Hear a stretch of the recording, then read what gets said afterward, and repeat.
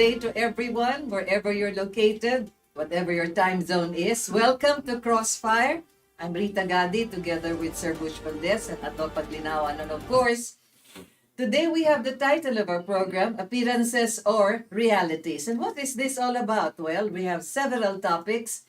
What appears before us, the concerns of government and our needs, are they real? And that's the question. So before we go into that, well, all of you have been witnessing what's happening in England, in London specifically. Again, we offer our condolences to all of them, the royal family especially. As our dear friend Bobby Tigla was saying, tama na nga yung ano na yan.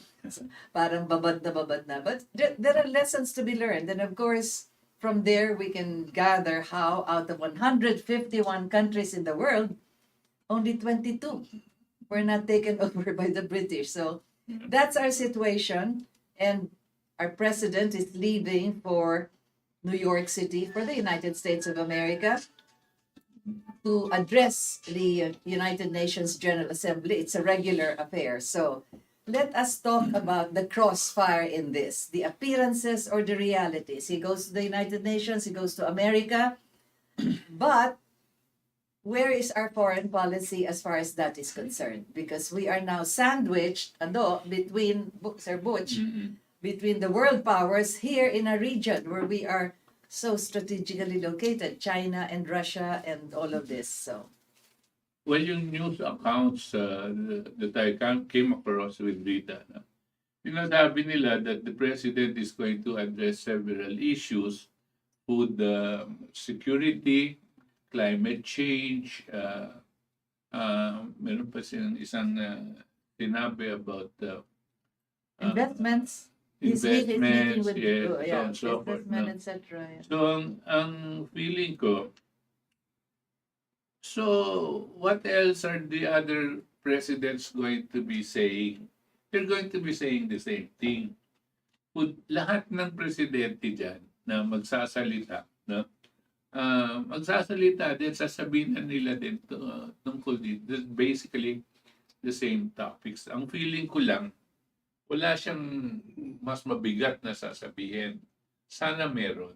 Abangan Diba, natin. ano? Si Ando ayaw niyang papuntahin si Presidente sa Amerika. Kasi Exactly. walang sasabihin. Hindi naman. Hindi, kasi si Meng Wanzhou na CFO ng Huawei. Huawei. Oh. Pinadetay ng Amerika yan. Sa Canada pa yun. Walang kasalanan pa na December na-prove. 2018, in the peak of the trade war Yeah. between China and the US, released September last year lang. So 3 years. tatlong taon over Trump up charges. So, of fraud on request by the US. At nung nakuha naman ng alam mo, US ganyan eh. Pag nakuha na niya yung gusto niya, sige, umuwi ka na. No? So, baka ganyan din ang gagawin kay Bongbong, no? At takot You mean to say, baka huliin siya. baka i-detain For din what? siya para makuha na ng US lahat ng kayamanan niya. At gumawa siya ng promissory Pero do they have a Basis is for there a it. standing on Arrest him, warrant. a warrant or There is a something? standing Contempt warrant on the basis of a contempt charge Contempt charge. by the court doon sa Honolulu. Hawaii, no, sa Honolulu, na trump up charges din. But alam mo naman trump up charges dito Yeah. kay Meng Wanzhou. So, hindi mo malaman yan. Although ako I'm praying na talaga wag na siyang bumalik. Frankly.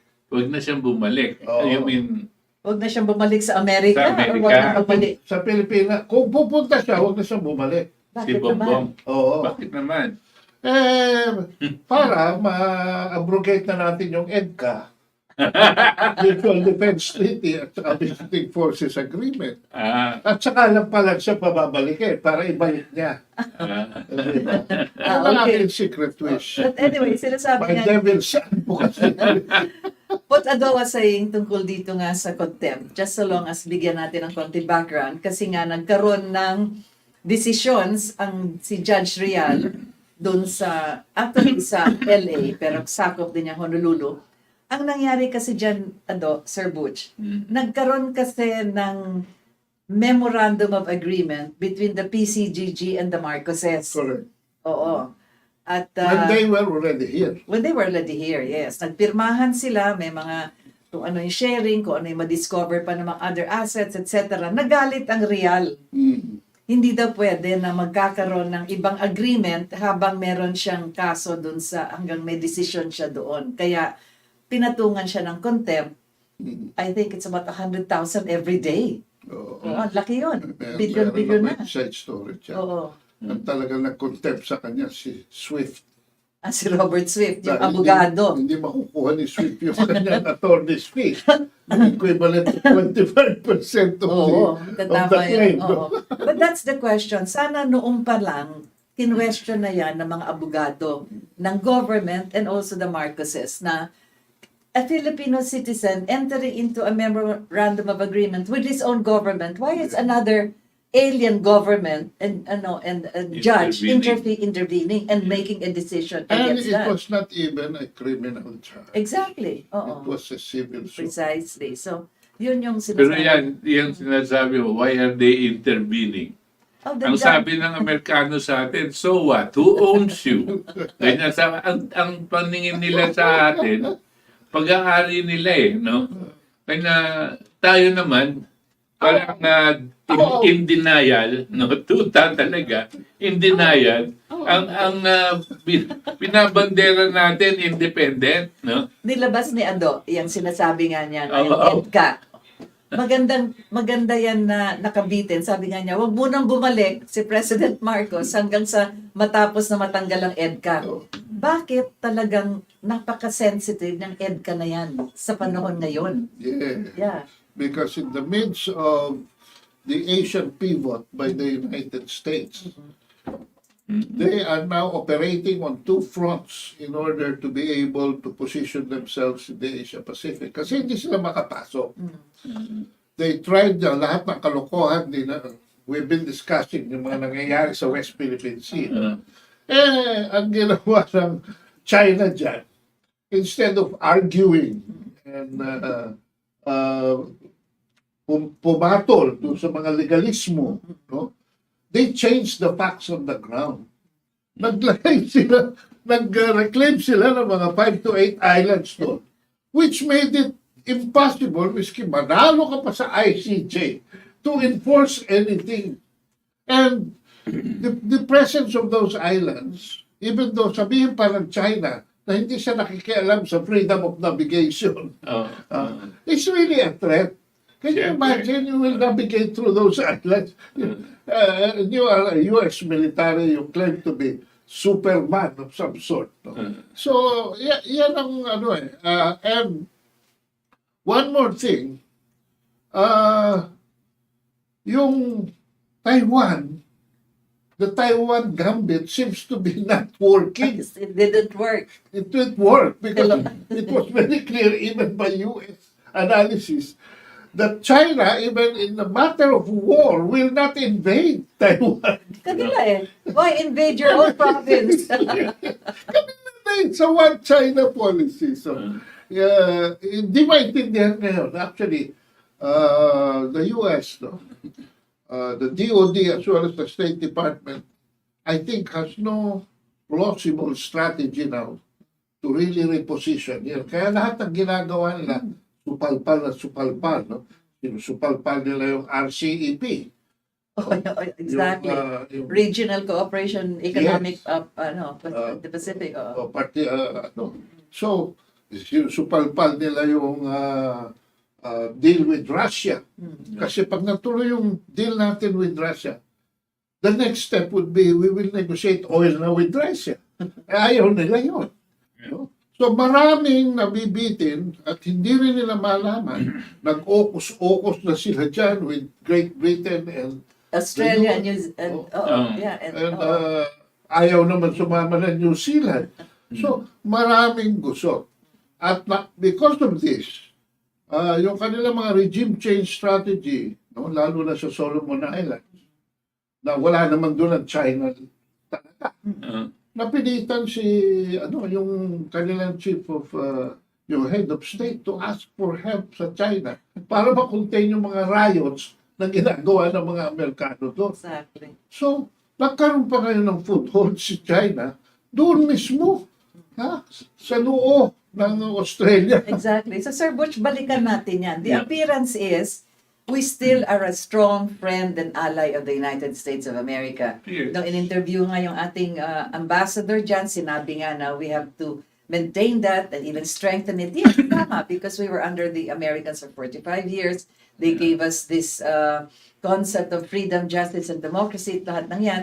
Ngunit, kung titingnan natin kung saan papunta ang talagang tinatawag natin na foreign policy at this stage. Noon, madaling sabihin na friend to everyone and an enemy to no one. Pero ngayon, paano natin talagang mabibigyan ng reality, hindi lang sa appearance, itong nangyayari sa atin, as Ado said, merong EDCA, merong 5 Philippine bases na occupied ng mga Amerikano dito. Delikado din yan. So, paano mo yun, ano yung balancing act niyan if it's needed? How do you get out?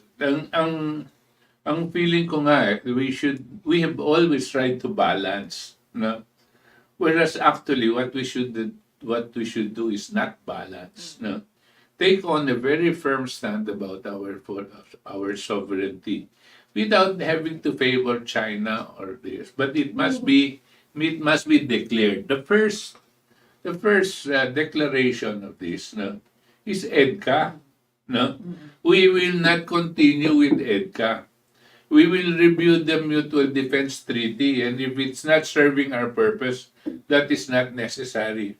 Pero Ado, sabi ng ating secretary at ng ating ambassador, hindi lang yung bases, baka magtatayo pa ng naval base. Yes. Oo. So, Because diyan tinutulak talaga ng Amerikano tayo. Actually, I will let you in on state secret.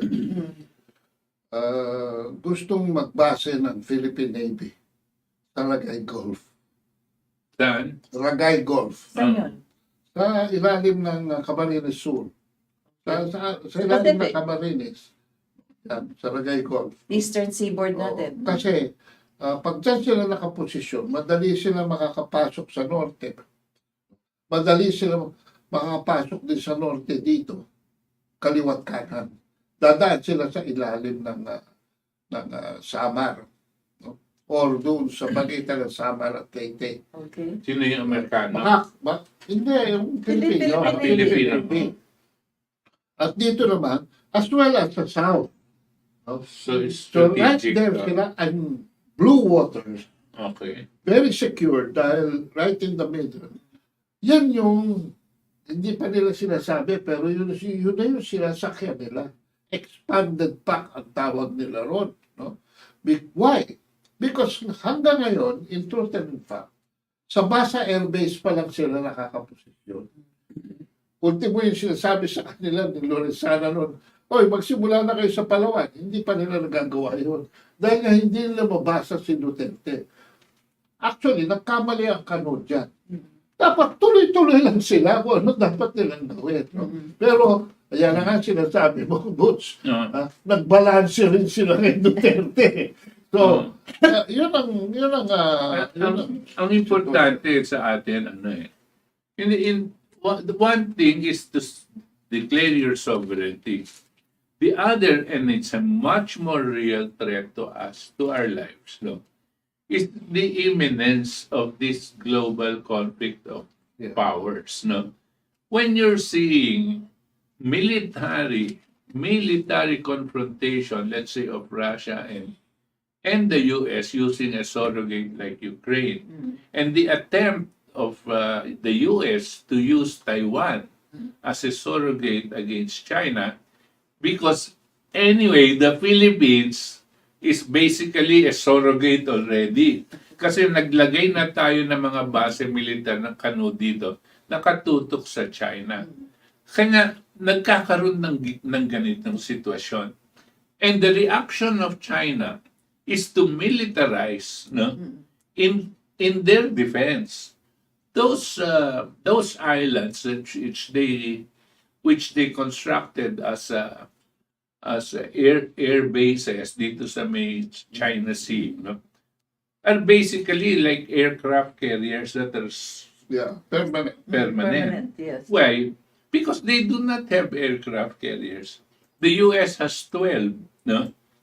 China has only 2 and they're in the Pacific Ocean, no? Yun sa kanila, islands, no? Yun ang kanilang ano, but it is not offensive. It is in defense, no?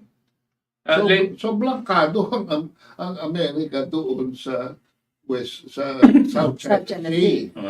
Dito naman sa East Asia, sa Northeast Asia, yan yung actually gagamitin ng Navy niya. They just had naval exercises with the Russians. Natatapos sila. Because Russia also wants to flex Pacific presence to Vladivostok. Yan ang Russia ko kasi pagkahaba-haba. Laki-laki pa. Not only that, they're showing a alliance, a military alliance between China and Russia. No, actually as a reaction to the moves of the US and the other allies of the US on this. Dito tayo dapat nasa gitna. Ang sasabihin natin ay we are a friend of all, but naglagay ka ng base militar ng Amerikano dyan sa'yo, tapos sasabihin mo, friend to all. Anong sasabihin ng China? You have 5 U.S. military bases there. You have your Subic. You've got the Ohio-class submarines that are parked in Subic and other nearby aircraft carriers. Then you're going to tell us that we are a friend to all? You have to prove it, no? And you have to prove it. Even if you cannot kick out the Americans, no, at least declare that they are here unwelcome, no. But that is exactly what we were talking about. That is the appearance, what is the reality. Kasi nga, up to this time, ang dami pa rin na gustong pumunta ng Amerika. That's the greater population. They still go for American goods, lahat ng yan. Kaya, and the prejudice is against China. We don't understand what balancing act. Actually, diba? yung president being against China is a perception case. Perception case. Dahil marunong itong Amerika pagdating sa Media. propaganda number 1 yan. At pag hindi nakuha ng propaganda, ilolofer niya. Exactly. Gagamit naman niya ng kung ano klaseng batas kulo. Magbubukas pa lang yung puerto, kinakalampag na nila. Exactly. In fact, yung deal with Russia on the heavy helicopters. Yeah. Pinaka-cancel na nila. May down payment tayong 2 billion. Pinaka-cancel nila. Yes, meron na. Pinaka-cancel na nila. Pinaka-cancel na yun. Pinaka-cancel na nila, no? Now, yan hindi natin malaman kung ibabalik pa yung pera. Kung di ba naman ultimong kagaguhan. Dahil ang next step, sabi ko nga kanina, was to negotiate for oil. That would have already been the deposit in goodwill. Yeah, that's already entrance. Na entry point mo. Bakit? Malapit nang matapos ang Russia-Indonesia talks on cheap oil. Yes. Paunahan na naman tayo. India already got theirs at 25% discount. Ha? And eto na, which was an opportunity lost for Philippines. For Bongbong Marcos. Because nung palitan niya si Duterte, he could have taken advantage of Duterte's image as the number 1 head of state of ASEAN. But what happened was, naunahan siya ni Mahathir. Ang ang tataboy ngayon sa Amerika out of ASEAN is Mahathir. Mahathir. At sinasabi niya, bye-bye. That's why he's taking the lead for ASEAN. Oo. Kung ganyan. He's taking the Eh, lead, instead, tingnan mo, I'm not disparaging our president, pero appearances and realities, Rita, no? Yeah, exactly. Tingnan mo, si Bongbong Marcos. Embes na pag-usapan, itong sinasabi ni Adon, napaka-importante nito no? Alam niya, nag-down payment na tayo, tapos kinukuha, tapos we can use it, mag-juditsu tayo, makakuha tayo at least ng oil, no? Pero instead of working it that way, and anong nangyari sa Indonesia? Nagulat siya na hindi mas magaling sila sa atin sa galunggong. No? Sabi niya, I want Indonesia to teach us how to fish galunggong. Ang galunggong natin dito, it's already imported also. Pag-uusap, okay. Pa-shift naman tayo kasi yung foreign policy nga natin, yan ang sinasabi natin. What is appearing, is that what it is or is it the reality? So, bigyan na lang natin ng pagkakataon ng ating presidente pagdating sa Amerika, sa United Nations. Sabi nga ni Sir Butch, may masasabing makakabuti sa mundo at sa atin. Pag-usapan natin yung galunggong. Ito another opportunity that might turn into an opportunity. No? Because under the 1987 Constitution, it has become very clear that even the Mutual Defense Treaty is not a treaty at all. At all. It is only an executive agreement. Because the Senate and the Congress of the other contracting party has not ratified. Exactly. So This is all an agreement. How old? Ay, nako. How old is the 1951 1954, they refused to ratify this. All of this is the good friend that we have. We have historically reliable friends. No? Since 1954, yung Mutual Defense Treaty, ayaw nilang i-ratify. Para we will always be at their mercy. Sabi nga, si Marcos started this, na sabi nga niyan, huwag na kayo magkagulo pa dyan sa Kongreso ng Amerika kung magkano ibibigay sa amin, bayad na lang kayo ng renta. At saka it seems Bongbong is just a few notches over Noynoy Aquino. Kasi nabola ng Amerikano si Noynoy Aquino. Doon sa EDCA. Doon, hindi na sa EDCA. Sa BFA. Tungkol sa Mutual Defense Treaty. Oo. Upakan niyo yung mga Chinese. Hulihin niyo yung mga nang babangga dyan. Mag 388 diplomatic protests kayo. Sinasabi ngayon ay useless. Pero, ano nangyari? Bakit? Dahil ironclad yan. Ironclad ang backup namin sa inyo. Tapos lalabas executive agreement lang pala yan.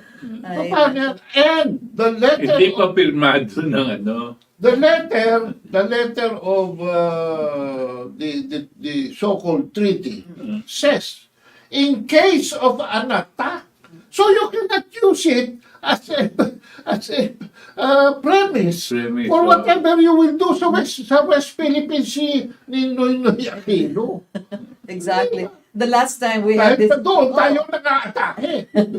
Yung episode natin, nung isang beses nga, sinabi natin, what are we being protected from? Do we need that kind of a protection? Anyway, so, puntahan natin yung foreign policy, mahaba pa yan. Diba meron sinasabi, if US is our friend, who needs enemies? Who needs enemies? Pero ganito yan, nabanggit ni Ado tungkol nga dito. At ikaw, Sir Butch, sinabi mo yung galunggong. Kaya nga kinuha ng ating presidente ang Department of Agriculture kasi nakita niya, hindi lang dito sa atin, sa buong mundo, talagang yan ang problema, pagkain. Pero ang laking problema niya ngayon sapagkat bawang, asin, at saka sibuyas. Asukal. Oo, asukal, yan. So, hindi naman niya nang maiahin sa lamesa. Ngayon, nagugulat kung bakit yung galunggong parang maganda doon sa Indonesia. But we have been importing galunggong for ages. Yes. Oh, pag pupunta ka sa farmer's market, makikita mo pag dumadating yan, by the crate, by the boxes, pare-parehong size yan. Dito galing sa atin, pinipili nila, tapos nire-repack, tapos ibebenta ulit sa atin. In fact, naging dalawa na yung variety ng galunggong. May flat na galunggong at may bilog na galunggong. So tatanungin ka nun sa nagtindera, anong galunggong ang gusto mo? Yung lapad o yung ano? Ewan ko ba?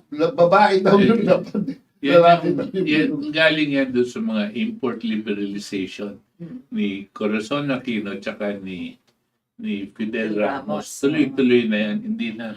Hindi na pinigil ng mga sundalo. That is why in 2004, when I was working as a consultant for Cito Lorenzo, we really worked very hard to have a replacement for galunggong because as early as then, we have given up on galunggong as a poor man's fish. No? So, sinabi sa akin ni Cito, humanap tayo ng paraan. And finally, we found it right in our backyard. In Central Luzon State University, no? Sa Nueva Ecija. Sa Muñoz. May isang PhD na nag-develop ng tilapia. No? Kasi, ang tilapia predominantly sa Pilipinas, you harvest twice a year. So, every 6 months. No? Ang Costa Rica was leading the whole world with tilapia because they were able to establish a trimestral harvest every 4 months. Ito natutulog na papel. The success story sa Central Luzon State University. Discover yung Pilipino, nag-engineer siya, na harvestable every quarter. Oh. So every 3 months, yung table size na, no? Table size tilapia, Tilapia. ay pwede nang i-harvest for the table, no? Dining table. Pag yan dinoble mo, ginawa mong 6 months, plapla na yan. Di ba? Na yung iba naman, plapla pintutubo para yung fillet for export yan. No? So, binigyan kami nung bigay namin yan kay Gloria. Sabi ni Gloria, okay, I'll give you money to develop for 12 hatcheries all over the Philippines in 1 year. Sabi ni Cito Lorenzo, no, Ma'am, we can do it 14 hatcheries in 6 months. It's difficult, but it's at our time and motion shows that we can do it. Possible. Alam mo, ginawa ni Cito, hindi na charge sa gobyerno, no? Gumamit kami ng helicopter, gumamit kami ng aeroplano, no? Tapos, kasi kailangan yun, pagkuha mo, nandun pa sa temperature na pinagkunan mo, darating doon sa kabila. Medyo may sensitivity ng kakaunti. Yung paglilipat ng initial. Fingerlings. And we were able to do it. To the point that nagkasabay-sabay yung on the 6th month, ang per kilo ng tilapia sa Cabanatuan dropped to 35 per kilo. Wow. How are we doing now with tilapia? Malapit sa galunggong. Kasi nga, mula doon sa sinimula namin, napabayaan namin Ngoy Aquino at nakalimutan naman ni Duterte. So, wala eh. You need to be continuing programs. Hindi pwede every president. Na-mention mo yan the last time. Sabi mo yung alam mo ating ba? Bureau of Fisheries, kailangan tutukan na rin yan. Oo. Nasabi mo yan.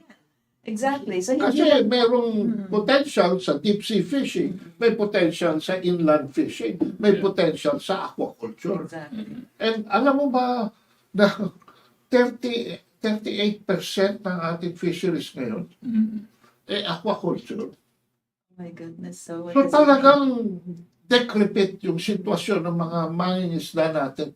Ay naku, ewan ko ba. Samantalang there is Israel yata has developed already yung aquaculture nila.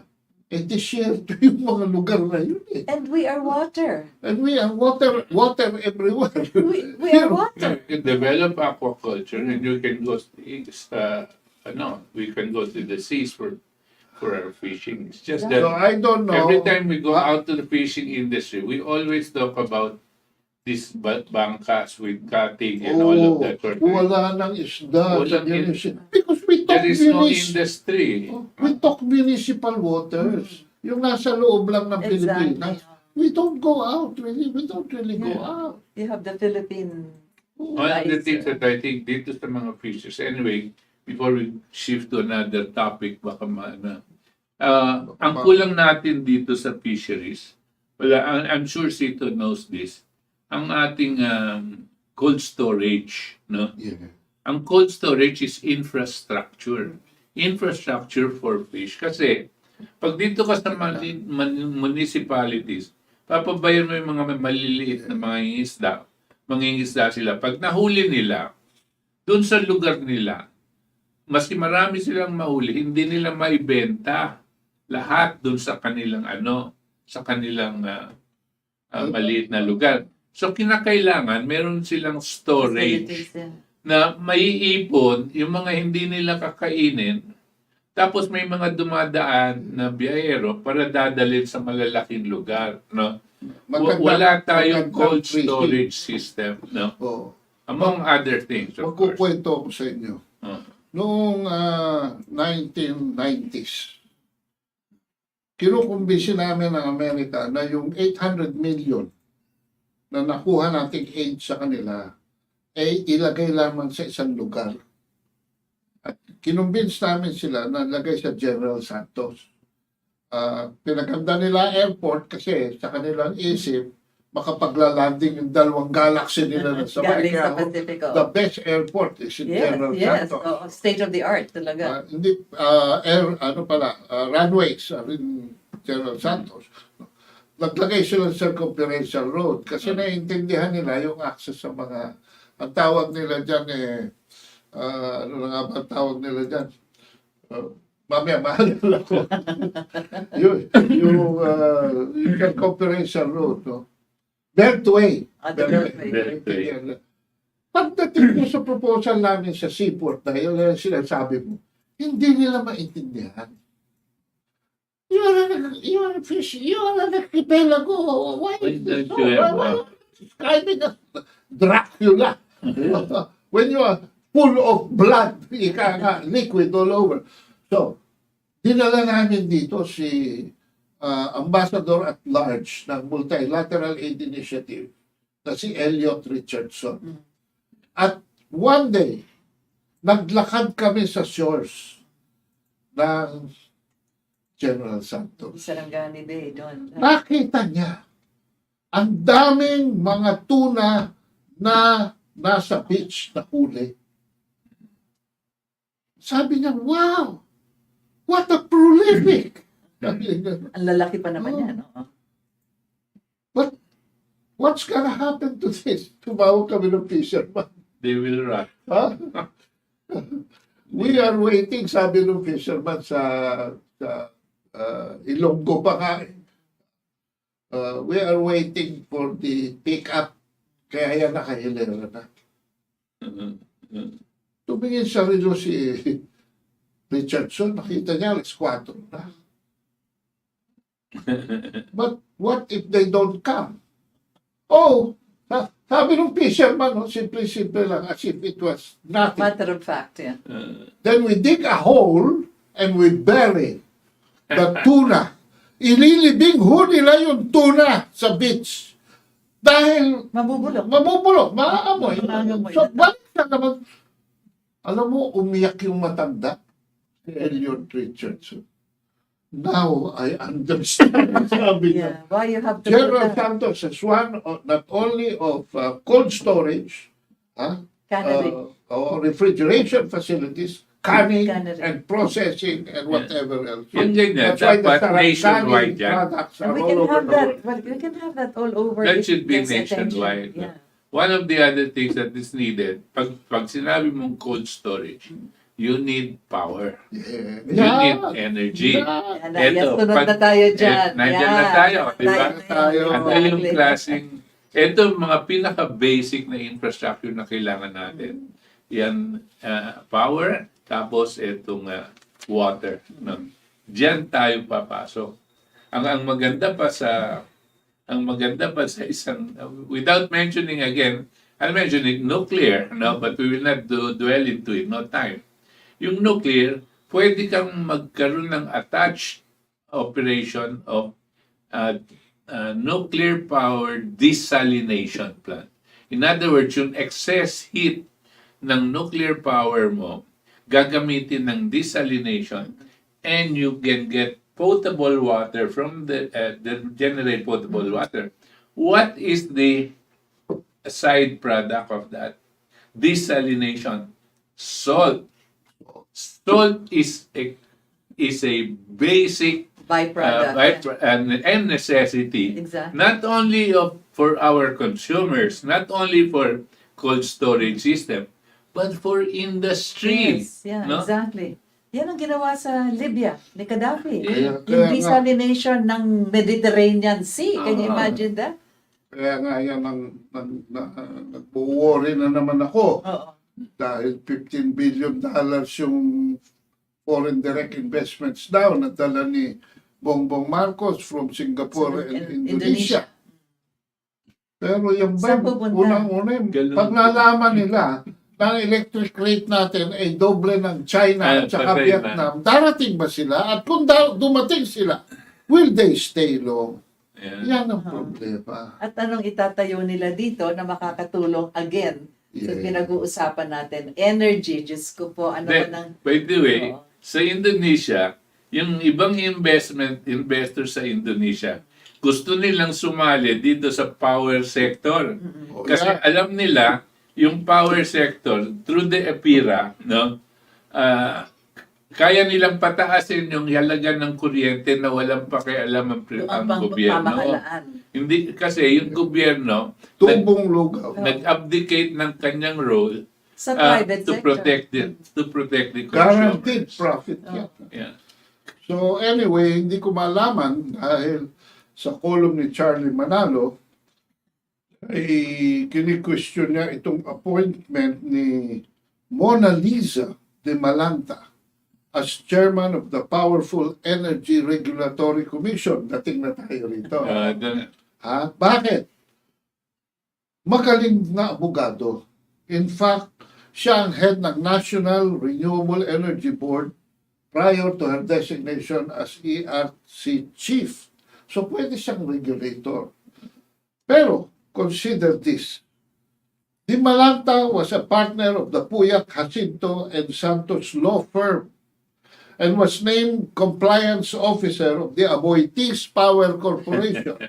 Tasked to reorganize the company's legal team, she headed the Puyat Jacinto Santos Energy Practice Group. She was also legal counsel for the projects of AC. AC means yung A who doon ay Aboitiz, Energy and Katipunan 1. So kini-question siya ngayon nitong National Association ng of Electricity Consumer for Reforms Advocacy Group, sina Right. Pete Ilagan, at itong si Mr. Arances, ano ba ang na convener ng Power for People Coalition. And lately, nabuhay si RJ Habeliana. Buhay na naman ang Si RJ. United Filipinos dapat for yan. Consumers Oo. and CCF o CN. UFCC. Yung matagal na niyang pinaglalaro. Computers. Oo. No? So, yan ang problema. Ganito dapat ang tanong. Yan si, ano pangalan niya? Di Malanta. Malanta. Nalagay dyan. Ha? Sino ang naglagay sa kanya dyan? Kilala ba yan ng presidente? O Vic Rodriguez na naman ang nag-recommend?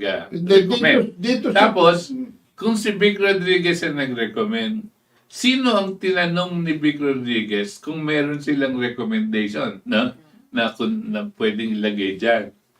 Pupunta yan kay Aboitiz. Si Aboitiz ang magre-recommend niya. Kasi doon siya nanggaling. So, Doon siya nanggaling. but in this case, medyo malapit siya kay Bongbong.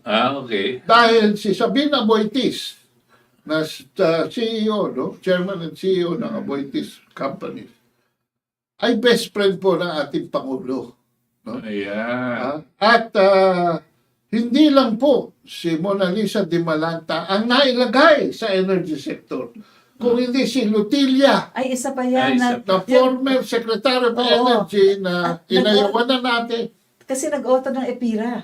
Yeah. Oo. Yan ang pinaka nagsulat ho ng Ipira Law. No? So, mamanmanan din po natin yan kasi yung sindikato ni Aboitiz ay nandyan. And then, niname ni Bongbong Marcos si Sabina Aboitiz na chairman ng Private Sector Advisory Board niya na ang first resolution, nung marinig nilang privatization, ang gusto ni Jokno, Ben Jokno, no? Para mag-raise ng public funds, ni-reserve kagad ni Sabina Aboitiz ang privatization ng Cebu Mactan Airport. Napanganga si Rita. So, anyway, ewan ko kung saan pupunta dyan. Ngayon, nabanggit mo si Rodriguez, kasalanan din siya dyan. Bakit hindi niya pinigilan yan? Bakit hindi niya sinabi, Mr. President? Ano ba ito? Conflict of interest yan. Are we reviving cronyism? There is something that is happening around the president na pwede natin tanungin kung nalalaman niya lahat ng gumagalaw dyan. Kahit na best friend niya yung isa o alam niya kung saan ang galing to o kaibigan niya, ngunit yung mga tentacles niyan at kung anong connection niyan, hindi lang sa kasalukuyan, ngunit sa nakaraan, sa pinanggalingan, kagaya ngayon. Sabi natin, sa energy, yung ating matagal na, Sir Butch, na pinaglalaban na EPIRA Law, na sana ay rescind na, alisin na. Alam niya yan. Oh. Alam niya yan. Ang kanyang antidote dyan ay yung public-private partnership, PPP, na ang gobyerno papasok na dyan, but as an equity holder. Ngayon, Not in the management and not in... hindi ko malaman pa dahil proposal yan. Nung narinig ko yan, Kabos, Rita, sabi ko, pwede. Dahil ang utang ng private power producers sa consumer is over 1 trillion. Already, yes. So pwede More than 1 gamitin trillion. ni BBM Oo. na equity ng gobyerno yun in addition to whatever else he can Oo, raise. kasi may utang. Para maging majority tayo. Yes. Ang hindi gobyerno yan eh. Yung utang ng Meralco sa taong bayan, Consumer. sa consumer, kinompute ni somebody came up with it, umaabot ng more than 2 or 3 trillion pesos. Yung utang ng Meralco. Si Reho niya, at saka si Jojo Boros. Hindi, it came out in the papers Lately. just lately. Si Congressman Dan Fernandez. So, pinagayway pa niya yung papel para And ipakita. Dan Fernandez said that, kanya napakagaling. Ako 1 billion lang ako, 3 billion. 3 trillion. 3 trillion ito. Yes, yes. Kung private-public partnership, kung may 3 trillion ka, wag mo nang isama yung private, no? Kunin mo na at use it to run. Kasi the other thing that has to be done is not that government gets into the power sector. It's to bring down the cost of electricity, no? To a level that is much more reasonable than it is. Nagsabi ng Supreme Court, at least cost, At least. pinakababang cost sa consumer. Ang judgment to ng Supreme Court. Ang biro mo, Vietnam, our rates are already double that of Vietnam, no? And investments are really pouring into Vietnam. Tayo, we're attracting investments into the power sector. The kind of investments that are going to kill the consumers. No? Medyo masama yata ang pag-iisip nito mga.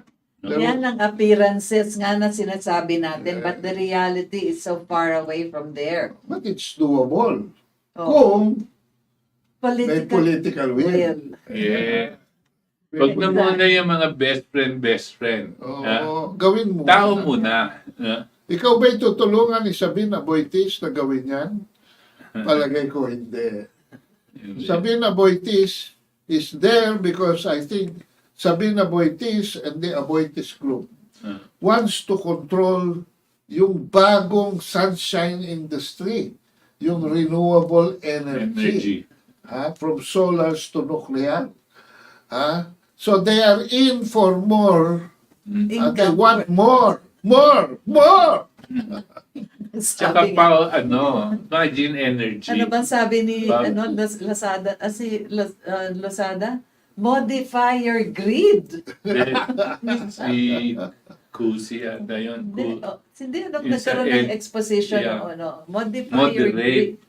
Moderate your grid. Sabi ko, Moderate your greed. moderate your grid is a contradiction in terms.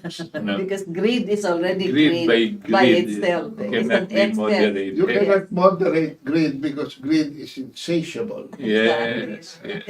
It's an open pit. And parang ano yan. Lakas na crossfire din. It's a vacuum in search of something. Yeah. Nakukulit. Pero, yun na nga, yung umiikot dyan, Pera pala. yung dumadaan sa mga appointments na yan na pinag-uusapan natin, Sige, na umiikot lahat dyan sa opisina ng ating Pangulo. Kung saan dumadaan yung pagpipili ng mga taong nilalagay dyan, yung mga kailangan talaga merong historical background. Tingnan ng backpack nila para malaman anong karga sa backpack. At any rate, di ba? Yeah. Oo. Ang nangyayari dyan, sabi nga ni Sir Butch kanina, pag-aralan kung saan dumadaan, sino ba ang ano bang tawag dyan? Pinifilter ba yan? Vetting. Vetting. Exactly what is vetting? Pinifilter? Yeah. Sinasala? Sala. You're Okay. looking into Safety. the background You- information. Yeah, you have to sieve it. Oh, Diba? yeah, Okay. yeah. Pero, Separate the weeds from the wheat. Yeah. but what are we getting now? We're getting the weeds. No, kung you're getting the weeds, if you're getting weeds, you're just getting incompetent. Hindi, baliktad. No? Hindi. Kasi kung weeds lang tatanggalin mo, OMG! pero kung pipiliin mo, dahil meron kang masamang intention, iba yan. No? Malaki ang butas ng sieve. Oo. Kaya maraming nakakalusot. Oo. O yan, pinag-usapan yan. Kanina sabi nga ni Sir Butch, yung mga appointments na ganyan, dumadaan yan sa Executive Secretary, dumadaan sa PMS. PMS. Presidential Management Staff. Saan pa dumadaan yan? Officially, dun lang. Tapos finally sa Presidente. so ito na. Kasama rin doon si Ray Briones. May Ray Briones from the Federal Party. Andun na siya. Ang abogado doon. Ano siya? Siya ay dating tagahimas-mas lang ng manok ni Pinkay. Biglang nalagay doon. At siguro yan nga ang pinag-uusapan natin. These are the appearances Hindi, and that is the sa reality. PMS. Ang head ng PMS, sabi nila si Angping. No? Yung Angping, former congresswoman sa Manila. Oh. No? At sabi nila, dito pumapasok daw yung mga Chinese connection.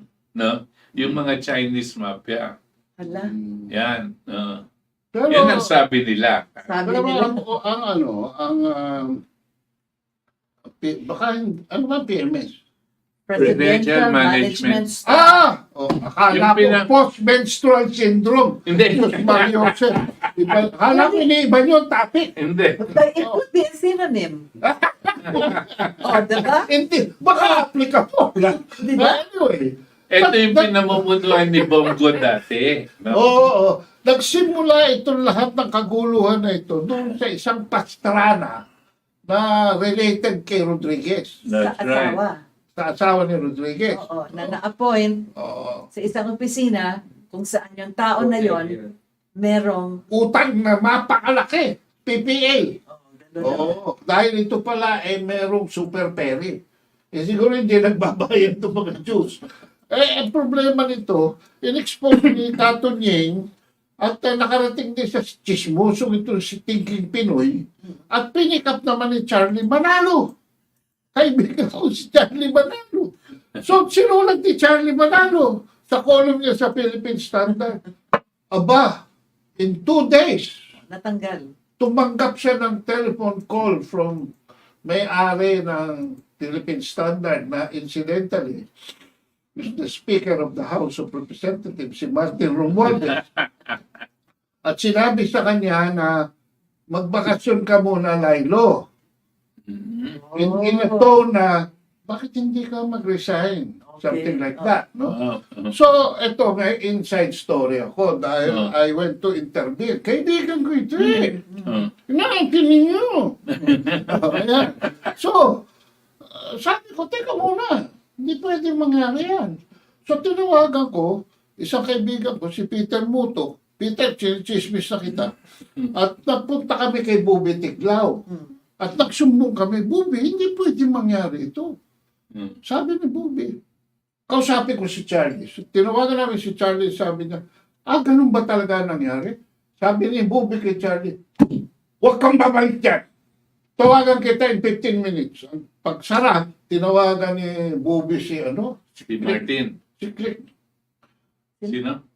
Si Dante ang Junior. Dante ang Junior. Publisher ng Manila Times.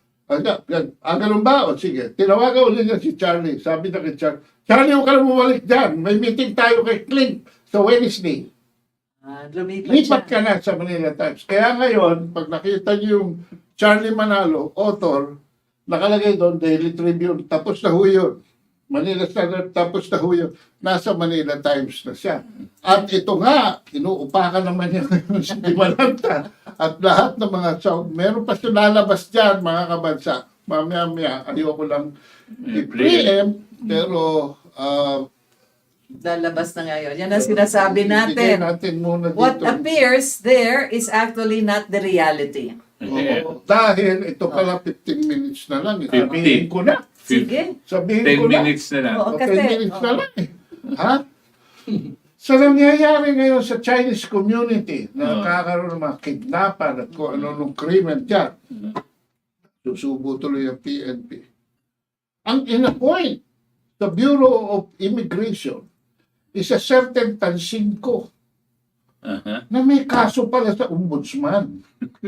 Pero in fairness, nag-present naman si Tansingko ng isang clearance from the ombudsman pero walang dry seal. Hala. Oo. Sino si Tansingko? Ito pala ay nireklamo ng isang nagngangalang intelligence officer because this is already on open record na nag-apelyidong Kabutsan. Inireklamo siya because nagbigay siya ng text instruction na yung isang alien, unwanted alien, na ayaw papasukin, ay papasukin. Nilagay niya sa text. Ngayon, ang depensa ni Tansingko, napag-utusan lang daw siya ni Siegfried Mison. Kaya kinukontak ko kanina si Siegfried para i-verify. And I'm sure Siegfried will tell me, of course not. Sino Siegfried Bison yung military? Yung dati. Anak ni General Bison.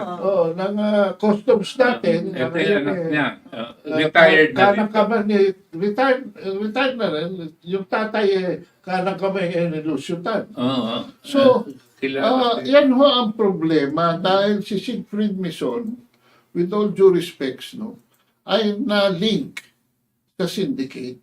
Wow. At ang problema ngayon dito ng mga pogo at ng Filipino-Chinese community is the preponderance of illegally admitted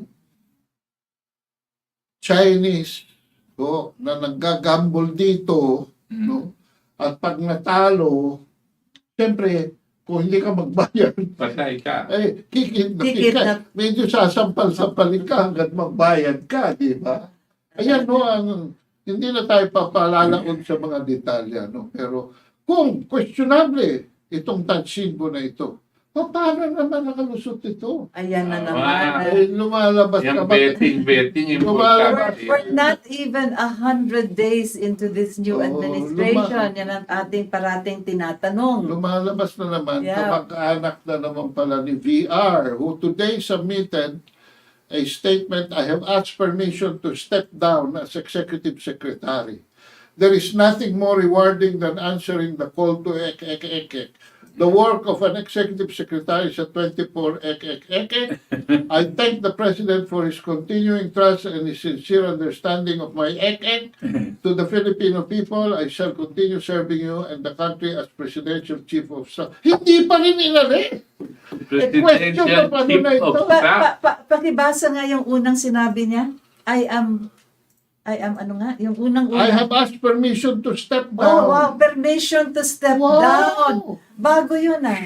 Oo. Ay, parang can we have permission for the Crossfire right now? Ay, naku. Anyway, ako naman naniniwala na eventually if-face out na yan to some obscure position. Sabi ko nga, dapat nilipat na lang ng GIS. GSIS chairman. Meron na. Kasi yung kapalit niya, si Bersamin. Oo. Yung chairman niya yung GSIS. So, magpalit lang sila. My goodness. Can you go any higher than the Chief Justice himself? Magdugo din sa Can you imagine? GSIS Oo, at at saka yung- SSS. At alam niyo ba mga kabansa, nung birthday party ni Bongbong Marcos, hindi ho pinapasok Nagsabay pa Rodriguez. si BR, si Victory Rodriguez. Persona ng grata. Marami pa hong mga Chief of questionable Staff, appointments, pero later on. Oh, yun na nga.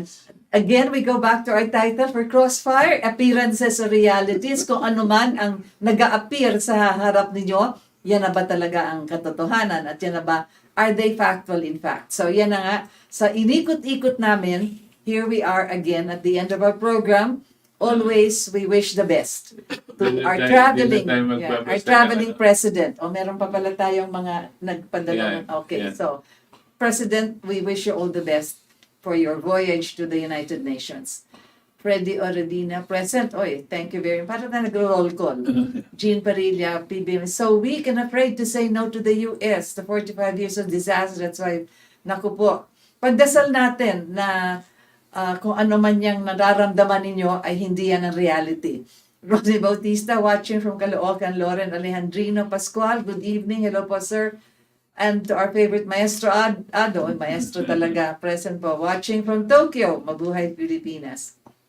Luchi Melchor, perfect combination. Maraming salamat. Kita mo yung mga retrato namin para kami lahat we have a naughty wink in our eye. Lalo na si Ado.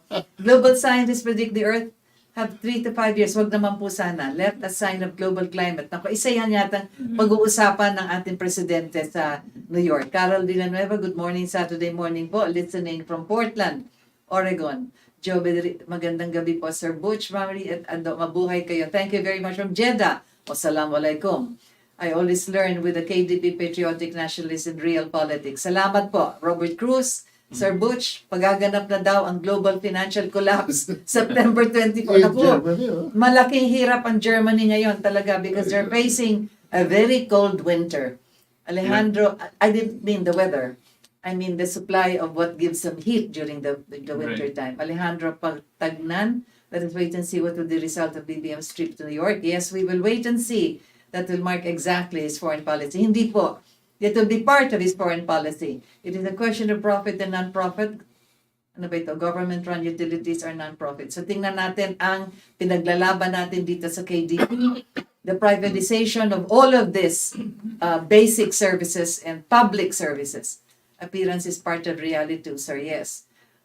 Perception is reality, they say. Hello from USA. Rural cold storage will need reliable. Yes, kasasabi lang ni Sir Butch. If no affordable power source, no storage. Tama yan. PBM needs to do something about expensive utilities. Yes po. Yan po pinaglalaban natin. Sino-sino po ba yung mga advisor ni PBM? Kung inyo pong nalalaman, ikwento nyo po sa amin. Sapagkat si Ado, maraming tinatago yan sa papel niya. Dami niyang papel. Sabi yan, Indonesians own Pinoy utilities. Totoo yan. Oh, totoo yan. Pati ang Pangilinan. Salim Group. Pati yung ating media. Ang mga ospital. Ay, naku po. Hello po sa inyong tatlo.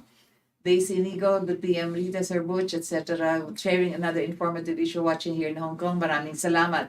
Indira, hi Miss Rita, Sir Ado, Sir Butch. I believe papunta na sa US to deliver a speech para mabalance or avoid ang economic hitman to operate sa gobyerno ng Marcos Duterte na. Andres Teves, God bless the three of you.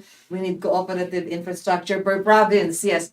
Siguro sa susunod na kabanata pag-usapan natin yan. Federal system, parliamentary system, ano ba? We go regional or we go just independent of each other, whatever it is.